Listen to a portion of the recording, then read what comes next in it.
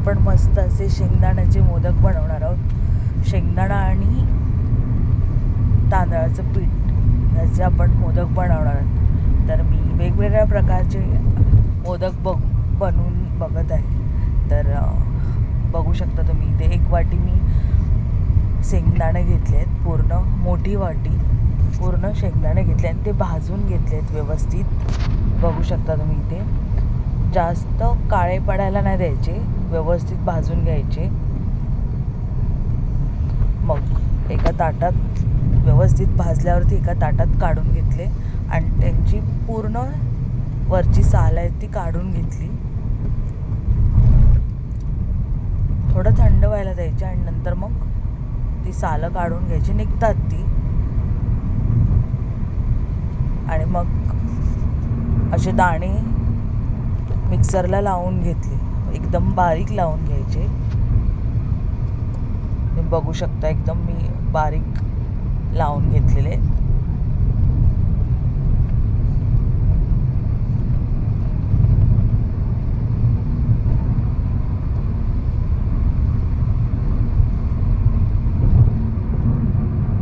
शेंगदाण्याचे मोदक बनवताना काय करायचं, शेंगदाणे व्यवस्थित भाजून घ्यायचे, जास्त काळे पडायला नाही द्यायचे. इथे मी तूप घेतले आणि तुपामध्ये खसखस आणि तीळ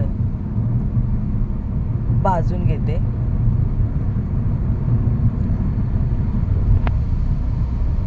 खसखस आणि तीळ व्यवस्थित भाजून झाल्यावरती आपले ड्रायफ्रुट्समध्ये मी फक्त पिस्ता, काजू आणि बदाम हेच घेतलेले आहे. हे व्यवस्थित भाजले की खोबरं, हे खोबरं आहे जे मी मार्केटमधून घेतलेलं आहे, जे पॅकेटमध्ये भेटतं ते खोबरं आहे.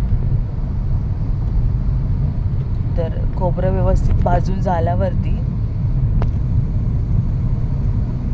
1 वाटी गूळ किसून घेतले ते.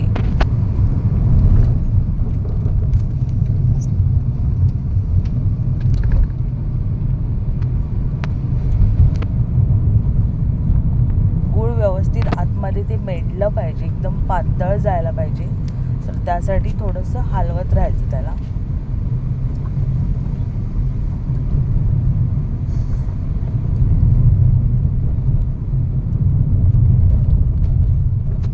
आता जे हे मिश्रण आहे ते आपण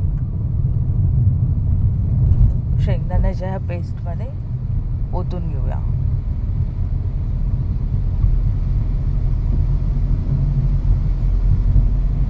आता व्यवस्थित चमच्याने त्याला हलवून घेऊ.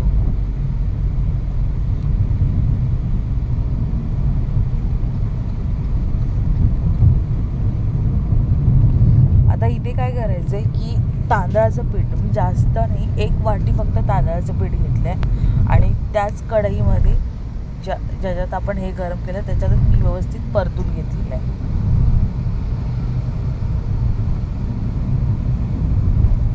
चांगलं ब्राऊन व्हायला द्यायचं. चांगलं पीठ भाजून झाल्यावरती मी फक्त 1 वाटी घेतलं आहे, छोटी वाटी, ते पण तांदळाचं पीठ, आणि व्यवस्थित परतून घ्यायचं चमच्याने. व्यवस्थित मिक्स करून झाल्यावरती थोडं थंड व्हायला द्यायचं आणि वरून वेलची पावडर.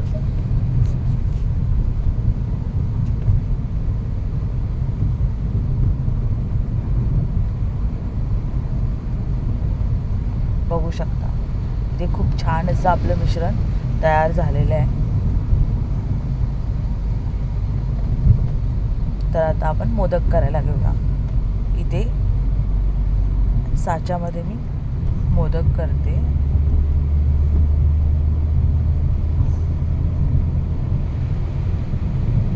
साच्याला थोडंसं पहिलं तुपाचा जरासा हात लावून घ्यायचा, म्हणजे मोदक निघतो चांगला आतमध्ये.